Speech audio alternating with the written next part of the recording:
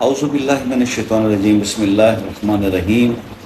السلام علیکم ورحمۃ اللہ وبرکاتہ۔ دوستو، سورہ کوثر کا وظیفہ رزق میں اضافے کے لیے، یہ سورہ دولت کا سمندر ہے، سورہ مبارکہ سورہ کوثر۔ سبحان اللہ۔ میں اس کے برکات اور فیوز اور سورہ کوثر کی فضیلت کے اوپر جتنا بھی بولوں کم ہے، اور بہت وقت چاہیے اس پہ بات کرنے کے لیے، تو اس لیے ہم اس ٹاپک کو ذرا ایک طرف رکھتے ہیں اور ہم اس عمل کی طرف آتے ہیں۔ اچھا، میں آپ سے ایک چیز اکثر ڈسکس کرتا رہتا ہوں، اور میں کل بھی مجھے نا ایک میسج ایک ساتھ کا ملا تھا کہ جناب شاہ صاحب، آپ نے نا آپ دنیا کی بہت وظائف بتا رہے ہیں، جس کے بارے میں بتا رہے ہیں، تو آپ ایسا کوئی وظیفہ کیوں نہیں ہم سے شیئر کرتے کہ جس سے انسان کی آخرت بنے اور قرب الہی نصیب ہو اور اس طرف ہم چلے جائیں۔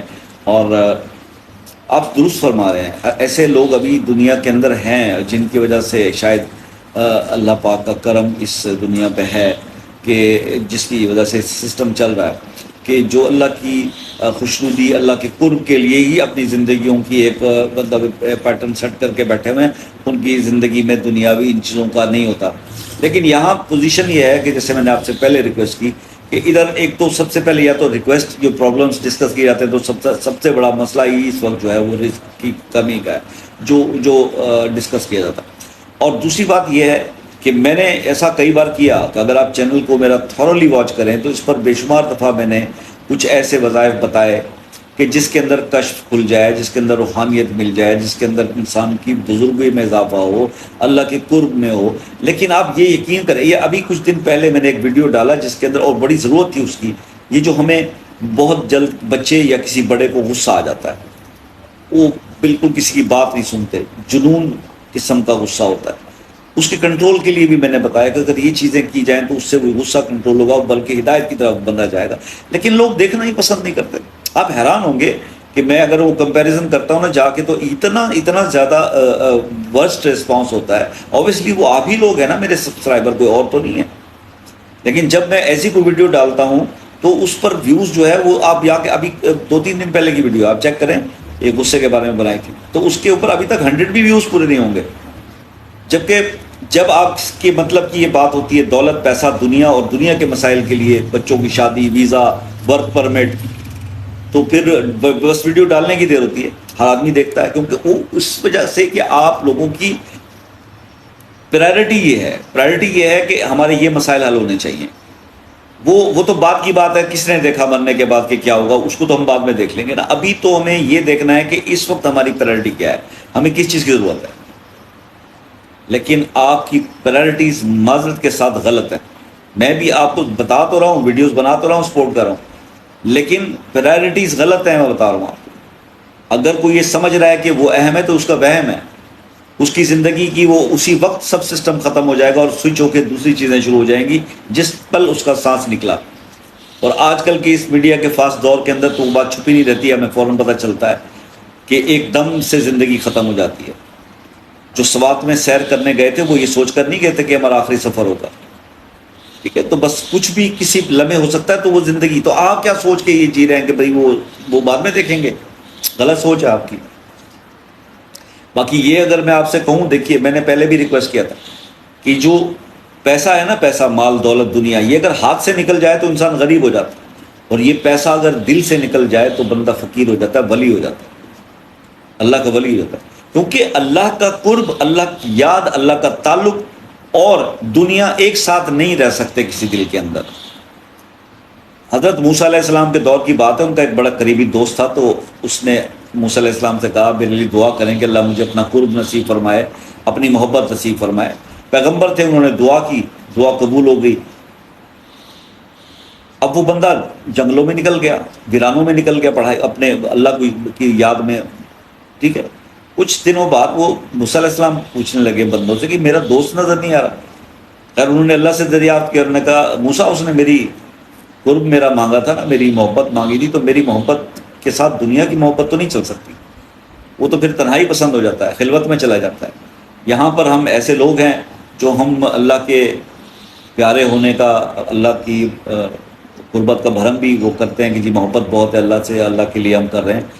معذرت کے ساتھ کئی بڑے بڑے ہستیاں ہیں دین کی جو بڑے دین کی خدمت اللہ والے کہلاتے ہیں۔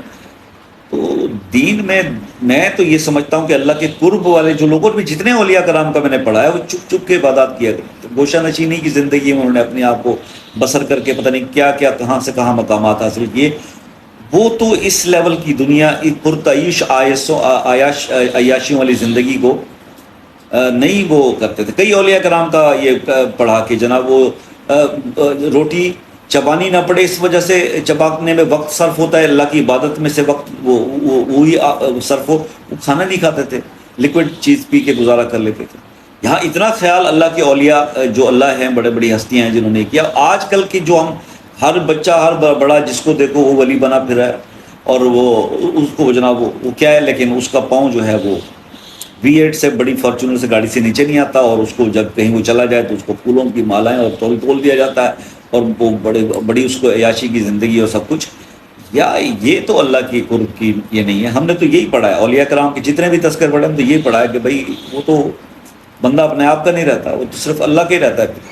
یہاں پر دنیا بھی ساتھ چل رہی، دین بھی چل رہا، اپنے اپنے مسائل۔